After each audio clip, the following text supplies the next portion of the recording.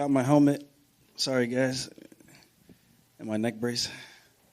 Well, Aljamain, I guess, man, we know what a journey it's been to get back to this point and just to all the things you've had to deal with. So I just wonder, we'll be right in front. It's yours. Yeah, I guess, how good does it feel to just finally be at this point, to finally be at fight week and, not dealing with all first the repercussions, then the build-up and everything, and just being ready for a fight? It feels like a farce, man. It almost feels like a fable that wasn't going to ever come true. One of those things that just kind of just made up.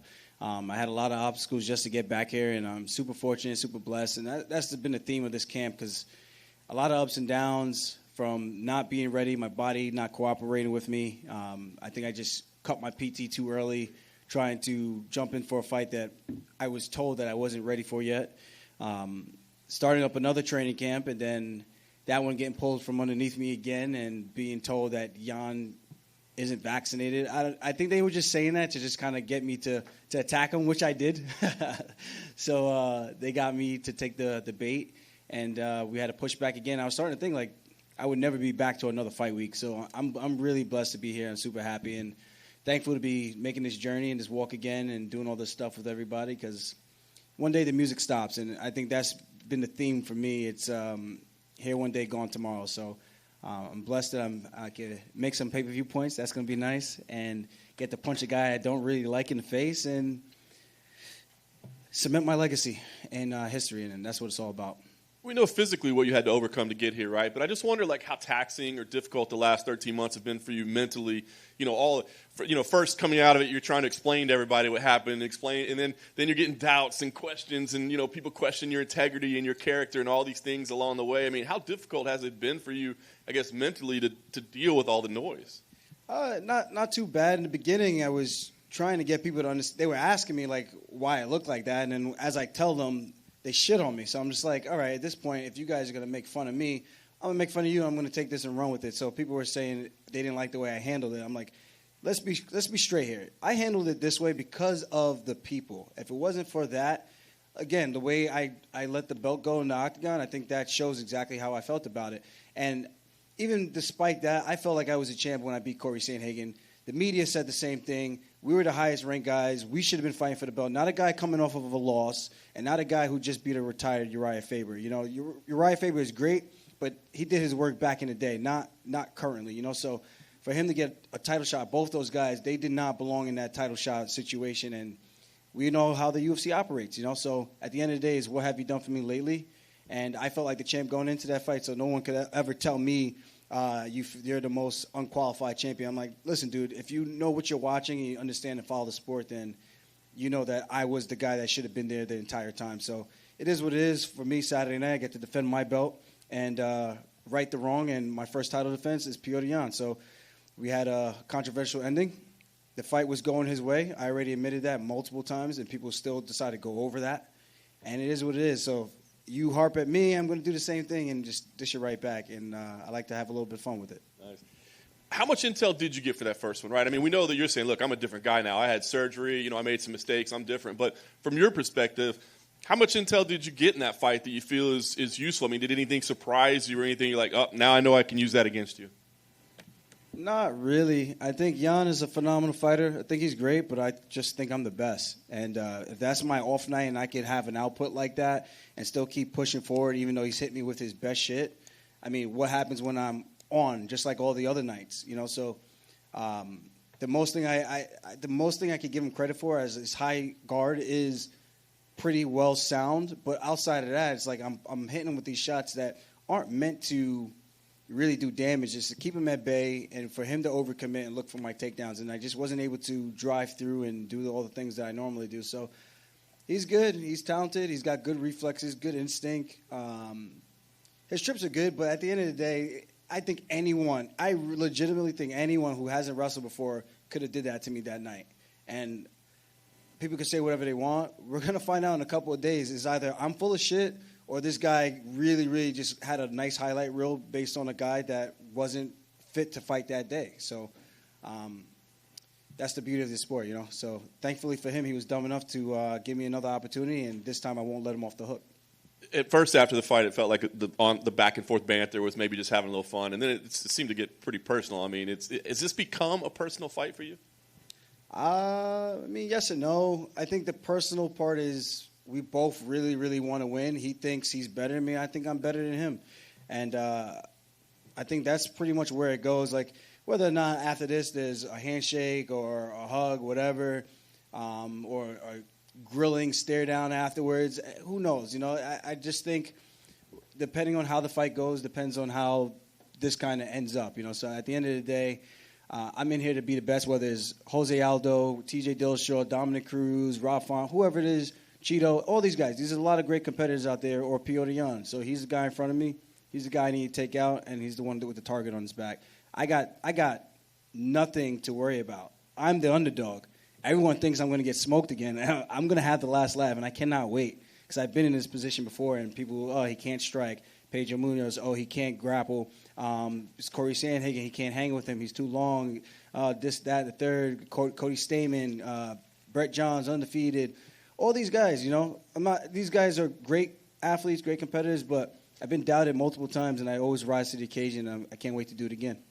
Last thing for me, I guess I'll just ask, what will this win mean to you? Because as you said, you are already champion. I know that people say whatever they say, but you're champion. But what does this win mean? Does this feel like, you know, you did throw the belt down in the cage, so does this feel like the moment you really secure your legacy or your position? I think so. I think to the fans, I mean, for me, I think this just adds to that. I think the resume that I've had during the time when people were hot and on these win streaks and I'm taking these guys out, I think that's what it's all about. I think people that follow the sport and they understand that, you know, I'm not fighting guys past their prime. I'm fighting guys who are on win streaks. I'm fighting guys who are finishing guys and all that. So I think when you account for that, the body of work speaks for itself. And there's a reason why I do what I do, and I think I'm a very tough puzzle to figure out. And if I get people down, it's usually not a good night, you know. So I think I get him down the way I did in that first round, and it's going to be a short night for him. I really do think that I'm going to climb his back like a spider monkey and choke his ass out. Right here. You've been very honest about the first fight and very sincere with your thoughts and all that. Was that difficult at any point to look at it objectively? I mean, a lot of fighters will admit they're to a degree delusional because that's how they have to look at their career and hype themselves up. So to be that honest with yourself, was that challenging in any way? For me, no. I think when you do that, there's no way you can grow as an athlete, as a person, even outside of fighting. I think you have issues in relationships and you have issues with jobs, like your work life, whatever it is. I think if you can step back and remove yourself, remove the emotion, and just look at the perspective of what it is, I think it makes it a lot easier to kind of have those honest discussions and be able to break things down and analyze the situation. I think that's where I was at. So for me to be honest with the fans and be honest with my team, like I told the guys, watch the tape. Give me your feedback outside of what I told you, how I felt that day, outside of what I told you. What do you think I did well? What do you think I did bad? What do you think Jan did well? What do you think he didn't do so well, kind of thing? And then we come to the table and we can discuss everything openly. And I tell guys, I don't want you to sugarcoat anything. Pretend we're not friends because I want the hard, honest truth. And that's how I operate with everything in life. And I think that's why I've gotten to this position in my life, because I think a lot of people, they want it the easy way. You say something and they don't like the way you deliver the message. The message is still the same. You know what I mean? So if whether or not I said it really nice to kiss your ass or not say the entire truth, that doesn't help you. You know what I mean? So tell me straight. I'm a straight shooter. I want to know straight what it is. I got thick skin. You're not going to hurt my feelings unless the intent was to try to hurt my feelings. You know what I mean? So I think people got to kind of like harden up a little bit, you know? And coming off the back of that, Piotr was here earlier, and he said Aljamain doesn't behave like a worthy rival and doesn't behave like a man. What does that even mean? Like, what does that even mean? Like, how should I behave? Like, you sit there like a freaking, like a brick and just don't say anything? Like,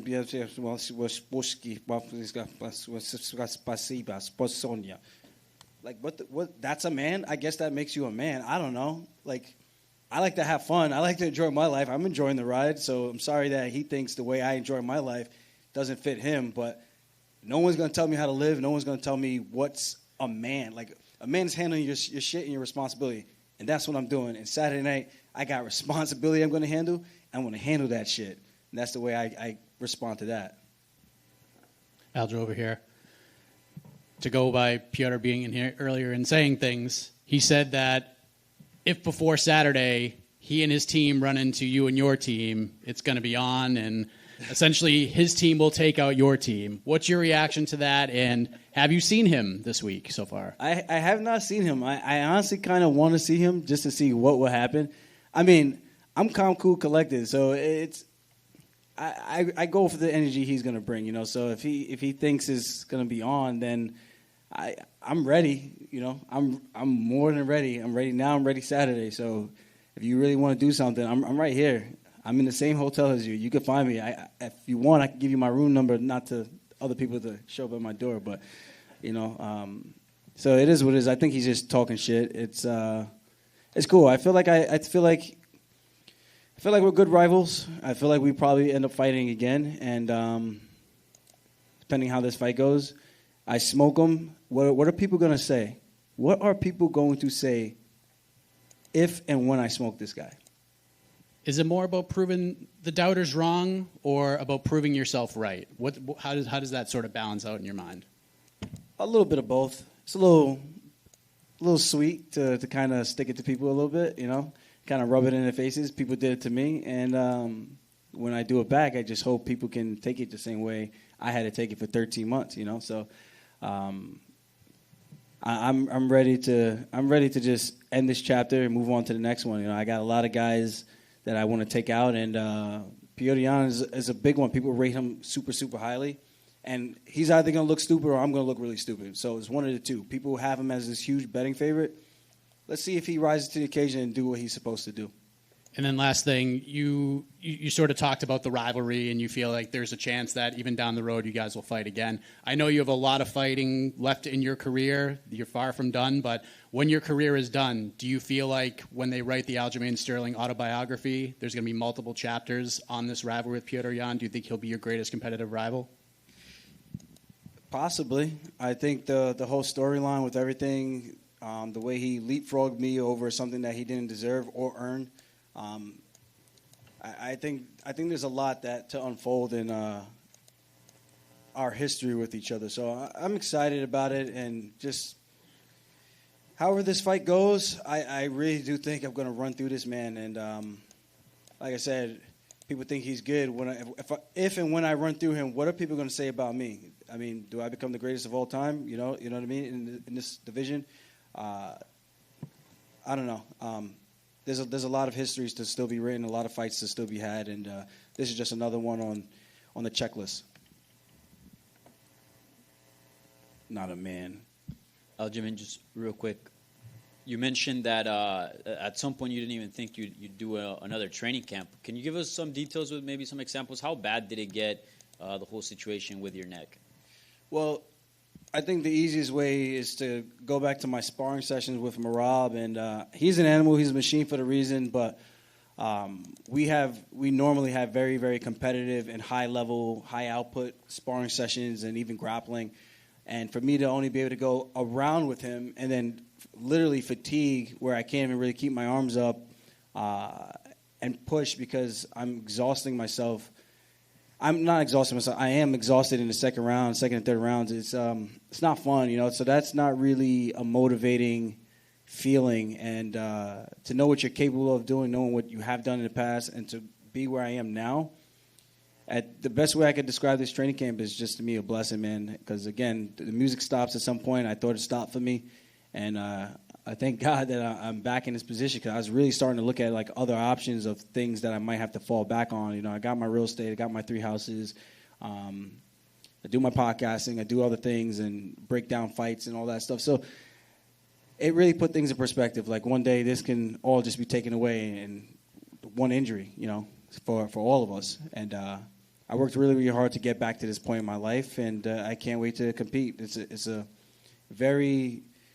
Now I feel motivated. I was starting to become not resentful, but like deflated. Just like, man, I don't know if this is going to happen for me. I don't think it's back in the cards for me. I know people were saying that I shouldn't have gone there. I'm not going to be the same. I tell you what, I'm past the same. I'm way past that. I'm way better. And I think the physique shows it. Good luck. Thank you. Aljamain down here on your right. So Zhang Weili said before UFC 268 that while she was sparring, her teammates would heckle her to simulate the fight night experience of being booed heavily. Have you done anything similar to prepare for this? I just envisioning it, and I'm one of those guys, like, when I was wrestling in high school and college, we have dual meets. Our team versus your squad versus my squad. Each weight class, one guy goes out, you either win or you lose, and then you move on to the next bout. And for me, being the next guy after one of my training partners, I'm either going with the momentum of a loss or with the win. So you kind of have to battle those emotions, and you never really know what it's going to be unless you're wrestling a really bad team. You're just going to steamroll them. But so for me, I relish in the moment of being booed. I relish in the moment of being cheered. For me, I just envision it all. I'm like, I walk through, did my walkout, boo. I'm like, yeah, let's go. That gives me energy because it makes me want to go that much harder. And if you're cheering for me, it makes me want to go that much harder. So it's nothing about. I know for her, she was affected the first time with Rose, and I don't know why, but everyone's different. Some people have never felt that before, but for me, I've had to deal with that all the time. People talking shit while we're playing basketball. People talking shit all the time. So we're ball busters, man, here in Long Island. So it was relatively easy for me to kind of put myself in that situation. Whether or not that's going to feel different when I'm making that actual walk, who knows? But I feel like I'm more than ready for any of that. All right, thanks, Aljo. Thank you. Good to go. Long live the king, baby. Long live the motherfucking king. Yeah! Yeah!